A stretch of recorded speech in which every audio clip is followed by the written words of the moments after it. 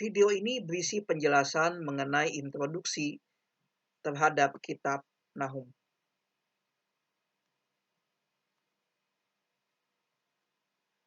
Nahum adalah nabi yang berasal dari sebuah tempat yang bernama Elkos di sebelah selatan dari Yehuda. Itu sebuah tempat di antara Gaza atau Yerusalem. Namun ada pendapat lain juga, ini pendapat minor ya, pendapat minor bahwa daerah Elkos adalah sebuah daerah di Israel Utara yang merupakan jajahan dari Asyur. Seperti itu. Ya. Keunikan dari Nahum adalah berbeda dengan Yunus yang pergi langsung ke Niniwe. Nahum berbicara memang tentang Niniwe, tetapi ia tidak pergi ke Niniwe. Beritanya disampaikan kepada Yehuda. Ya. Arti nama dari Nahum adalah penghiburan atau kesukaan. Hal ini senada dengan tadi yang saya katakan bahwa pesan dari Nahum disampaikan kepada penduduk Yehuda.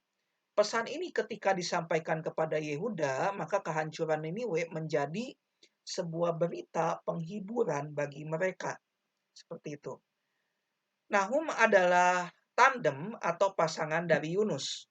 Jika kitab Yunus menyampaikan bahwa Niniwe mengalami penundaan hukuman, maka nubuat dari Nahum menyatakan bahwa Niniwe tidak bisa lolos dari hukuman.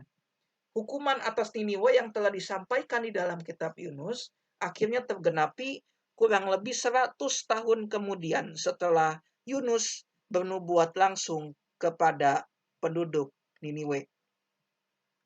Kita masuk di dalam penulis dan tahun peristiwa. Menurut tradisi, kitab Nahum ditulis oleh Nahum. Bukti internal tentang penanggalan dari kitab Nahum dapat dilihat pertama dari informasi mengenai kota Tebe yang ada di ayat pasal 3 ayat 8. Di sini dikatakan bahwa kota Tebe menurut informasi arkeologis dibangun kembali tahun 650. Nah, kitab Nahum ada dua kemungkinan mengenai periode ketika Nabi ini bernubuat. Pertama pada periode Manasye, ya, di mana periode ini menjadi berita penghiburan. Bagi orang yang berpegang pada periode ini, maka dia berpendapat inilah yang mendorong Manasye di dalam 2 Tawarik 33 ayat 11 bertobat.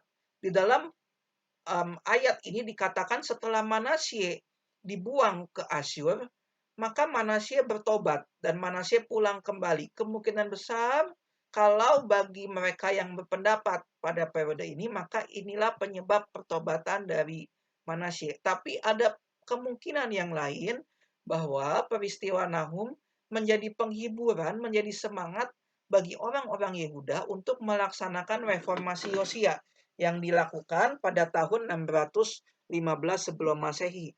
Dan ini berarti nubuat Nahum disampaikan sangat dekat dengan kehancuran Asyur. Ya. Mengapa orang-orang ada yang berpandangan bahwa penanggalan kitab Nahum pada masa reformasi Yosia karena tidak ada instruksi atau desakan bagi orang-orang Yehuda untuk bertobat seperti itu. Kalau di dalam periode Manasye lebih masuk akal kalau ada desakan untuk bertobat, tetapi di dalam kitab Nahum tidak ada. Maka dari itu biasanya lebih banyak orang berpandangan bahwa kitab Nahum ditanggalkan atau diperiodekan pada periode dari reformasi Yosia. Ya, lebih banyak yang berpendapat ini. Seperti itu. Kita masuk di dalam latar belakang kitab. Latar belakang ini mengenai kondisi dari Asyur. Asyur mengalami kemajuan pada periode Tiglat-Pileser ketiga hingga Asyurbanipal. Tiglat-Pileser ketiga ini adalah raja yang mengepung Samaria dan menghancurkan Israel Utara untuk selama-lamanya.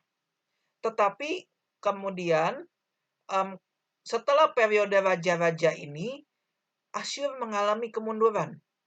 Sekalipun Sanherib membangun Niniwe menjadi sebuah kota yang megah, tetapi perang saudara pada tahun 650 melemahkan kekuatan Asyur.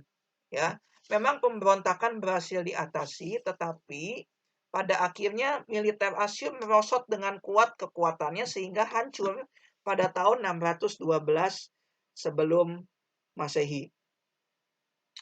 Tujuan penulisan kitab Nahum. Untuk apa kitab ini ditulis? Yang pertama, kitab ini ditulis untuk menyatakan bahwa Tuhan, Allah Israel, berdaulat atas bangsa-bangsa. Ini ditandai dengan berita dari Nahum tentang kehancuran Niniwe, ibu kota dari Asyur. Yang kedua, untuk menyampaikan penghiburan bagi Yehuda. Ya, pesan ini tidak disampaikan kepada Niniwe, tidak sama seperti Yunus. Pesan ini menyatakan bahwa Tuhan adalah Allah yang adil, dan pada akhirnya Yehuda akan terbebas dari jajahan Asyur, dan Yehuda bebas merayakan hari raya agamanya. Kebebasan ini nampak tergenapi ketika Yosia merayakan Paskah tahun 622 sebelum Masehi. Ini ada di dalam Tawarik yang kedua, pasal yang ke-35. Tema-tema kitab yaitu mengenai Asyur dan perjanjian lama. Asyur adalah bangsa yang kejam terhadap bangsa-bangsa jajahannya yang memberontak. Kekejamannya sudah terkenal dan dia memakai cara teror supaya bangsa-bangsa jajahannya tunduk dan tidak berani memberontak. Bangsa Asyur tidak segan untuk menunjukkan atau mempertontonkan hukuman kepada pemberontak supaya tidak ada yang berani memberontak. Bentuk kekejamannya antara lain, mereka tidak segan-segan untuk menguliti dan membakar hidup-hidup para pemberontak. Mereka juga tidak segan-segan untuk mengamputasi beberapa bagian tubuh dari kelompok pemberontak. Inilah yang salah satu yang menyebabkan penghukuman atas Asyur. Asyur tidak bertobat dengan sungguh-sungguh. Mereka tetap melakukan kekejaman dan mereka juga tidak mau mengakui Yahweh sebagai satu-satunya Allah yang berdaulat, Allah pencipta langit dan bumi. Dan secara tidak langsung, berita dari Nahum menyampaikan bahwa Yehuda hanya dapat memperoleh pelepasan, memperoleh keselamatan hanya karena kuasa Tuhan. Dengan kuasa mereka sendiri, mereka tidak dapat melepaskan diri dari jajahan Asyur. Berikut ini adalah garis besar dari kitab Asyur yang dapat Bapak Ibu saksikan.